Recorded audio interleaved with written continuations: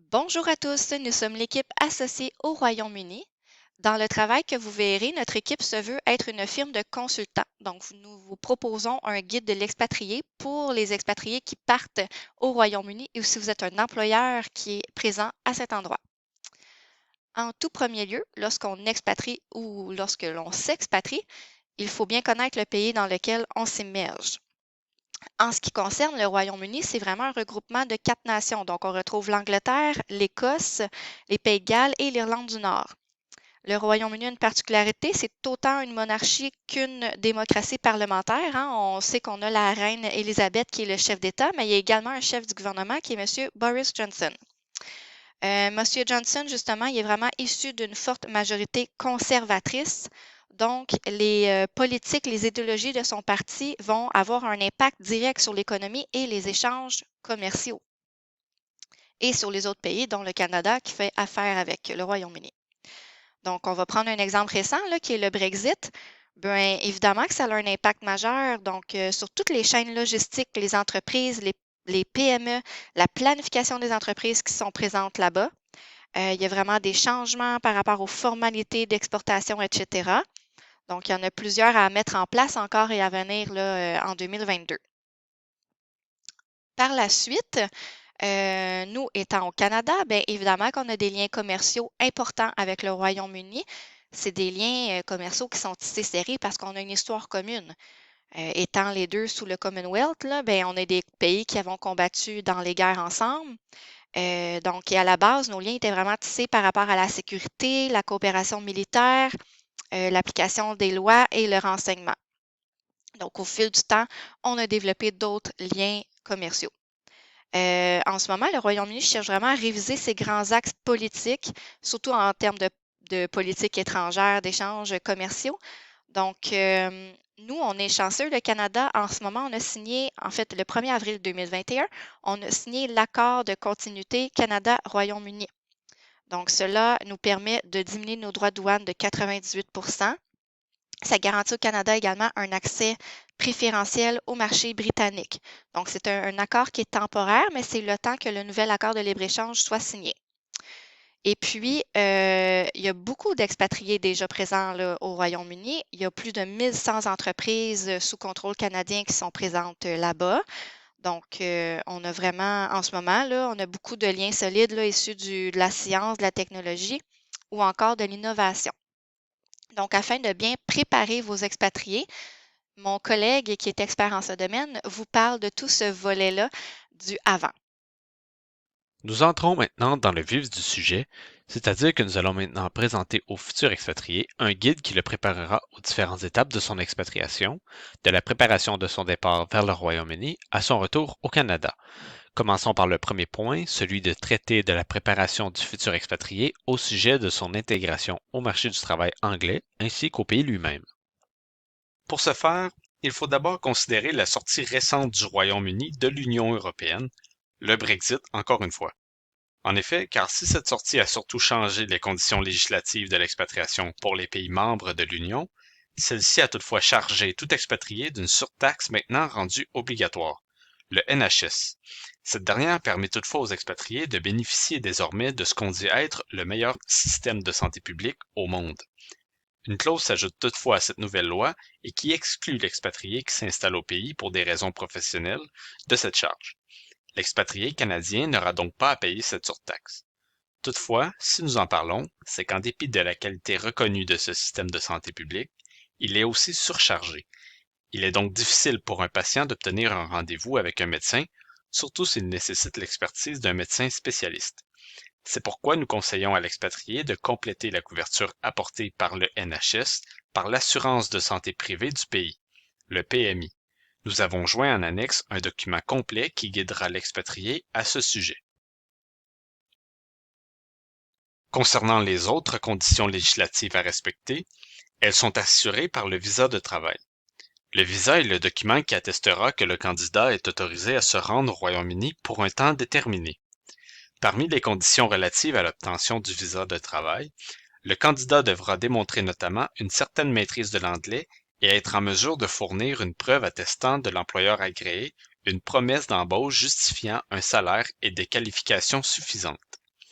Le salaire minimum annuel pour obtenir le visa est de 20 480 livres sterling, soit à peu près 35 000 canadiens, ce qui par ailleurs correspond au salaire moyen d'un jeune diplômé londonien. Enfin, la demande de visa a un coût qui varie en fonction de la durée du séjour. Ce prix se situe entre 610 et 1220 livres sterling par personne. Pour en faire la demande, il faut contacter les services d'immigration du Royaume-Uni ou le Haut Commissariat du Royaume-Uni au Canada. Les autres qualifications requises pour être accepté comme expatrié sont de nature diverse et l'évaluation du candidat se fait selon un système de pointage. Pour être admissible au visa, le candidat devra cumuler 70 points ou plus. Pour ce qui est du contrat de travail, deux cas de figure peuvent se présenter. Le contrat de travail peut être fait soit dans le cadre d'un détachement, soit dans le cadre d'une expatriation. Dans le cadre du détachement, l'entreprise emploie un salarié au Canada, puis le détache à l'étranger pour une période variable mais limitée, au terme de laquelle l'employé retrouve son poste au Canada. Ce contrat sera soumis au droit canadien. Dans le cadre de l'expatriation, le salarié est recruté soit au Canada, soit à l'étranger pour le compte d'une entreprise implantée à l'étranger ou d'une société locale. Les conditions de négociation ne seront donc pas les mêmes selon que l'employeur fait venir le salarié du Canada ou qu'il l'engage selon les modalités d'un contrat de travail local. Dans le premier cas, si les parties en décident ainsi, le contrat pourra être soumis au droit canadien. Si l'expatrié désire conduire, et s'il s'agit pour lui de partir dans le cadre d'une expatriation de type traditionnel, donc pendant plus d'un an, alors il devra échanger son permis de conduire contre un permis anglais. En tant que citoyen canadien, il n'aura donc pas besoin pour cela de repasser des examens de conduite, mais des frais s'appliqueront. Pour ce qui est de la téléphonie, l'expatrié devra se procurer un numéro local. Toutefois, l'expatrié doit être avisé du fait que pour prendre un abonnement auprès d'une compagnie de télécommunications, l'expatrié devra présenter une preuve d'adresse, un compte bancaire local et une preuve qu'il a vécu au moins 3 ans au Royaume-Uni, ce qui ne sera sans doute pas le cas. L'expatrié devra alors se tourner vers une autre solution, notamment celle de se procurer une carte SIM prépayée. En effet, cette option ne nécessite pas la présentation d'une preuve d'adresse ou de compte bancaire britannique. Enfin, vous trouverez de plus amples informations sur le site du gouvernement du Canada, notamment au sujet des aléas qui peuvent survenir lors de voyages au Royaume-Uni ou en raison par exemple de la menace terroriste, elle-même jugée par les autorités compétentes de préoccupante. Même si elle sévit principalement à Londres, il est recommandé de faire preuve d'une grande prudence. On s'y rendra également pour de l'information au sujet des exigences d'entrée au pays, des vaccins recommandés et autres mesures sanitaires, de la COVID-19, des lois, des us et coutumes, des conditions climatiques propres au pays ou pour de l'assistance.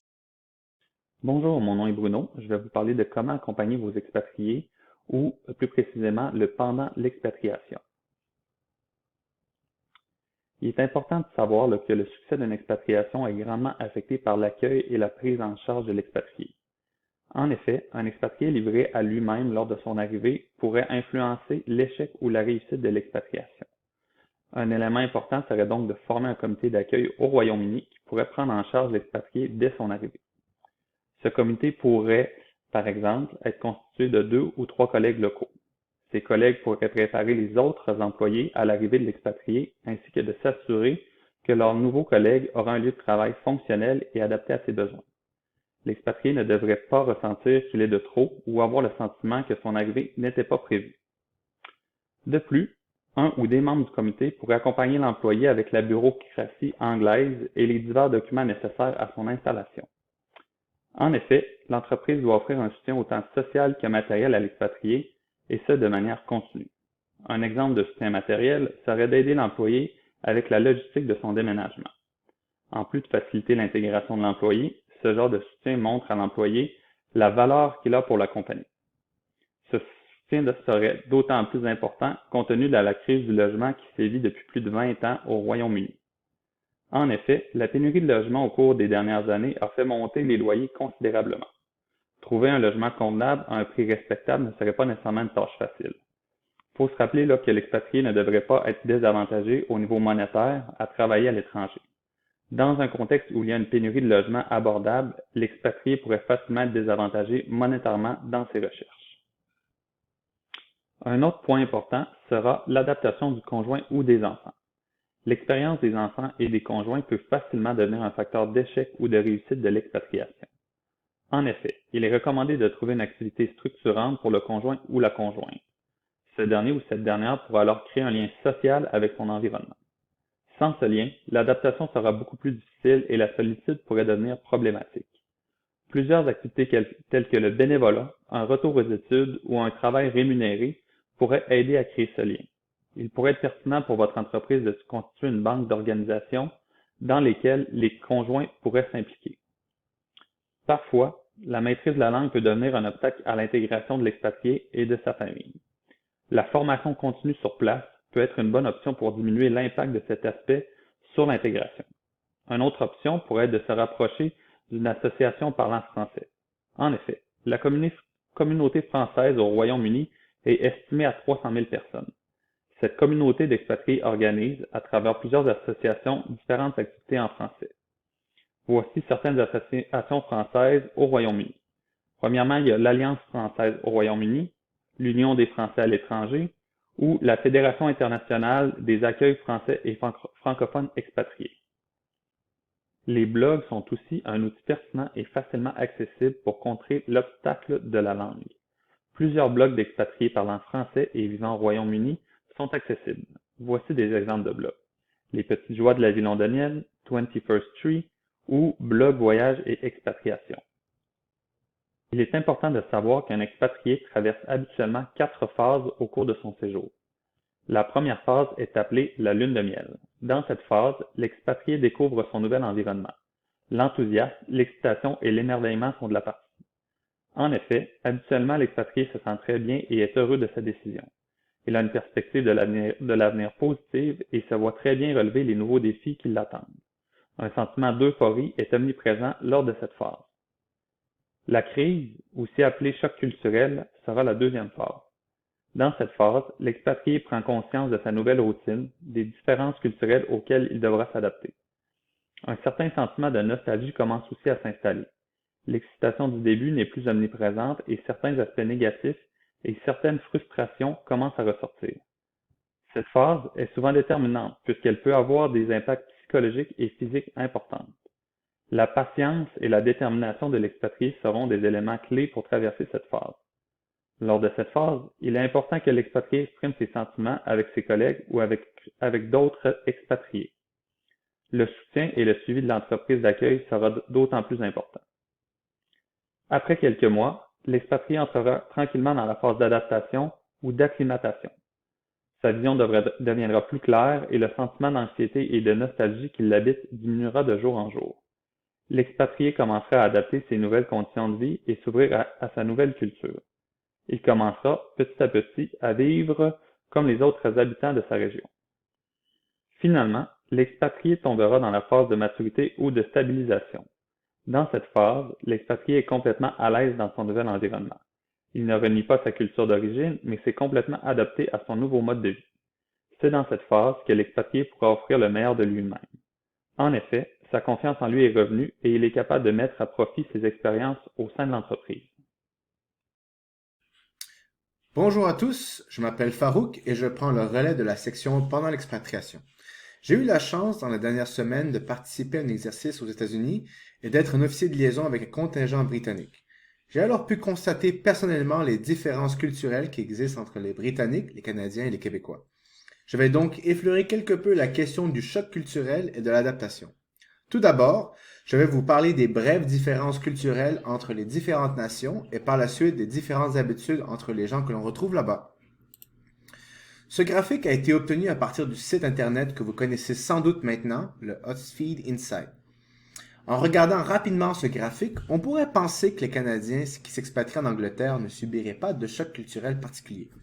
Or, ce qui n'est pas inclus dans ce graphique sont les scores des Québécois qui varient de ceux des Canadiens.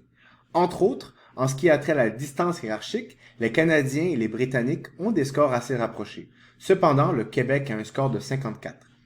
Ce qui sous-entend qu'un Québécois aurait l'habitude de travailler sous une hiérarchie professionnelle plus formelle qu'en Angleterre. Un exemple que j'ai vécu est lorsque j'ai formellement rencontré un des commandants du 40e commando des marines britanniques.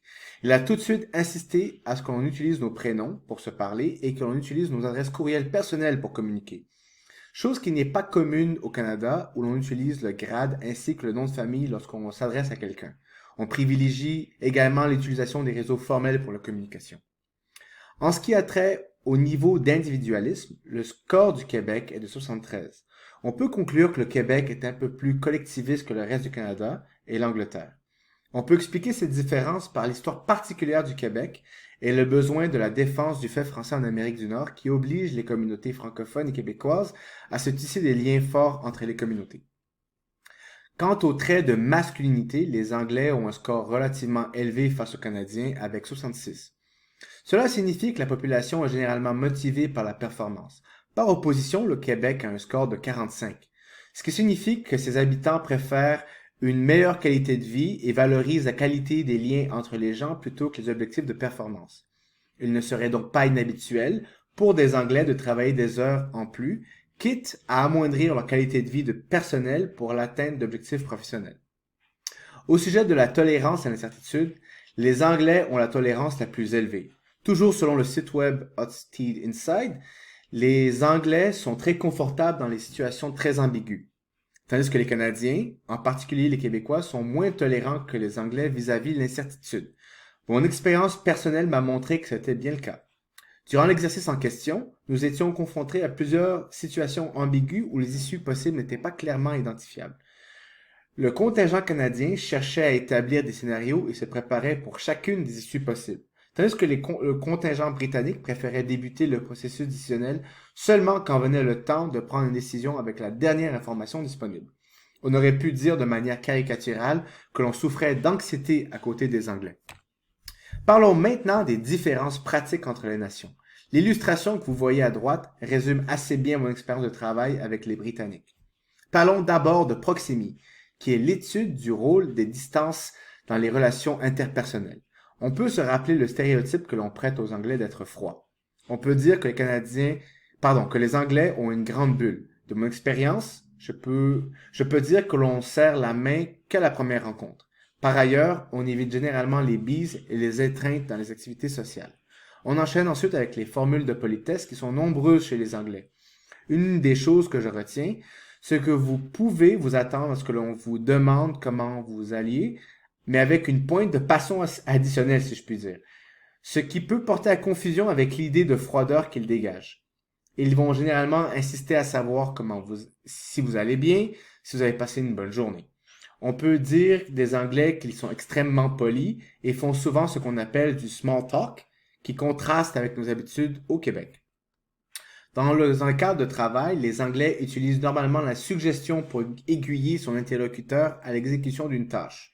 Une autre chose que j'ai remarqué est l'utilisation de la négation pour exprimer leurs idées. On ne donne généralement pas d'ordre direct, sauf dans une situation qui le requiert. On va souvent éviter de donner l'impression de donner un commandement ferme. Puis finalement, les Anglais accordent une importance particulière à des symboles comme la monarchie, même si l'idée de fair game ou encore de l'équité pour tous est très ancrée dans leur culture.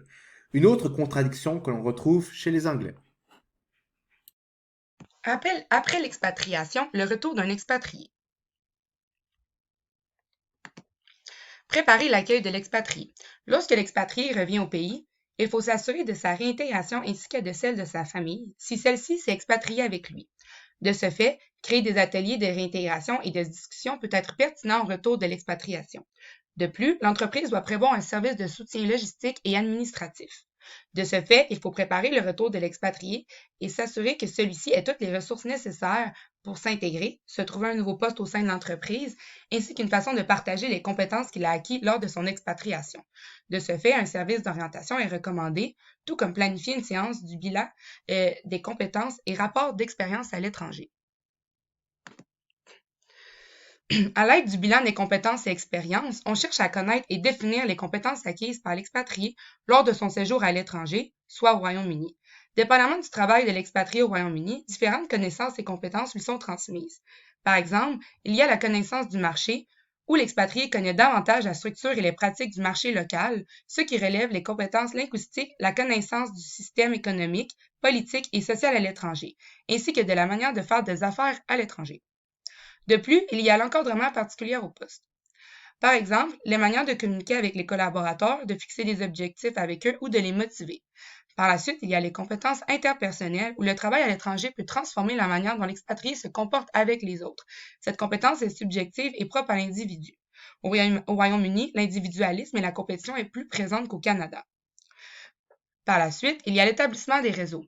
En effet, lors de son séjour à l'étranger, au Royaume-Uni, dans le cas ici présent, l'expatrié rencontre de nombreuses personnes pendant son séjour et établissent avec ceux-ci des réseaux à l'intérieur de la filiale comme des collègues, chefs et autres. Tout comme à l'extérieur, par exemple des clients et fournisseurs. De ce fait, tisser des liens ainsi est bon au sein d'une carrière et apporte des connaissances et opportunités d'affaires potentielles. Par la suite, le management général est une compétence davantage acquise lorsque l'expatrié occupe un niveau de direction dans son pays d'expatriation. Occuper un poste de gestion permet de développer ses compétences de gestionnaire. De plus, la compréhension de l'organisation est un autre point intéressant à comptabiliser dans le bilan. En effet, l'expatriation permet un changement de perspective, une compréhension du fonctionnement de l'entreprise avec une vue d'ensemble des objectifs, des structures, des processus, du système organisationnel. En ajout, les compétences techniques peuvent tout aussi être intéressantes. Même si dans bien des cas, les compétences peuvent sembler peu importantes pour les entreprises qui recourent à l'expatriation pour la raison du développement de potentiel, il est tout de même pertinent que l'expatrié soit en mesure d'utiliser ses nouvelles connaissances techniques, donc la compétence technique sur le métier apprise à l'étranger, soit d'acquérir une expertise supplémentaire. Finalement, il y a les compétences interculturelles. En effet, l'expatriation permet aussi de mieux comprendre le fonctionnement de l'autre système culturel et de ses propres valeurs, pratiques et significations. Cette compréhension des pratiques culturelles locales permet d'expliquer pourquoi elles sont différentes des pratiques de la culture d'origine, soit des cultures canadiennes. Ainsi, bien que faire un bilan des compétences soit très important lors du retour de l'expatrié, afin de tirer profit de son expérience à l'étranger, il est tout aussi important de savoir comment utiliser ces compétences. Ainsi, la reconnaissance et la valorisation des compétences acquises pendant l'expatriation est critique pour la réussite du retour. Afin de bien valoriser ces compétences, il est pertinent de gérer le retour de l'expatriation comme une composante de la gestion des carrières. Orienter la carrière de l'expatrié en conséquence de tirer profit de son expatriation. De ce fait, il est aussi important d'intensifier les interactions entre les expatriés qui reviennent au pays et les autres membres de l'organisation afin de stimuler le partage des connaissances acquises par l'expatrié, mais aussi d'assurer une continuité dans son intégration au pays. Finalement, s'assurer de la visibilité des expatriés dans l'organisation est aussi un aspect majeur à considérer, où l'expatrié peut communiquer son expérience en continu avec la maison mère et les autres membres de l'organisation.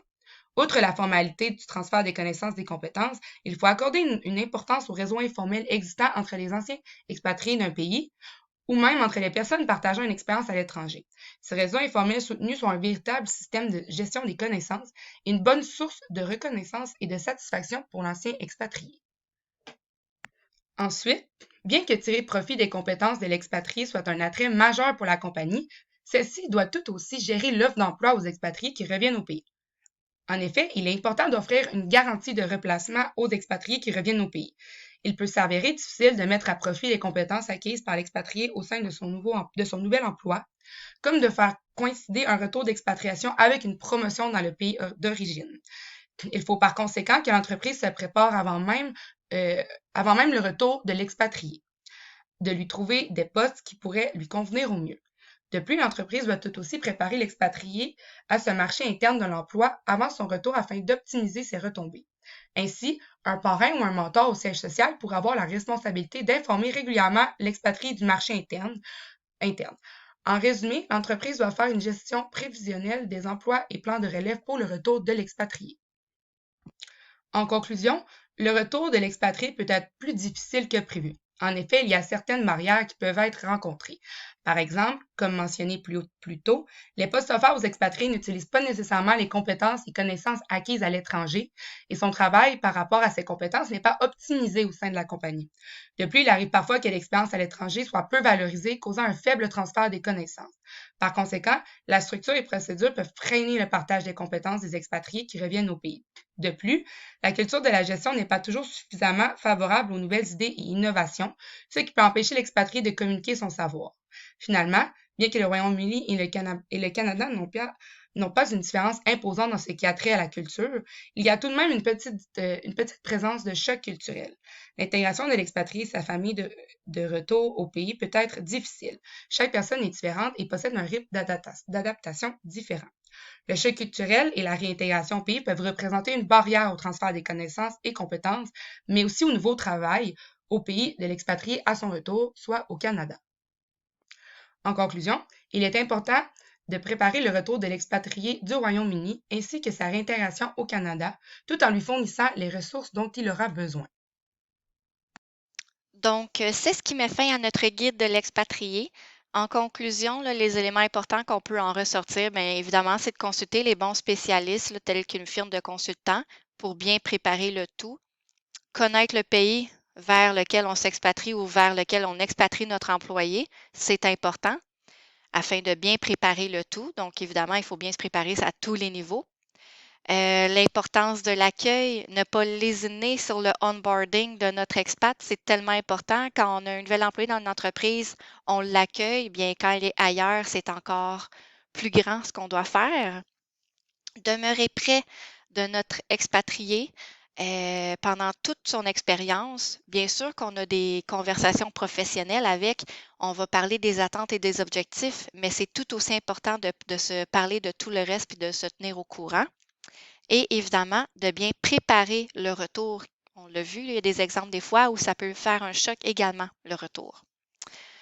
Finalement, dans les pages suivantes, là, vous retrouverez toute la bibliographie complète des notions utilisées pour notre guide. Donc, on vous remercie énormément et on vous souhaite une excellente journée.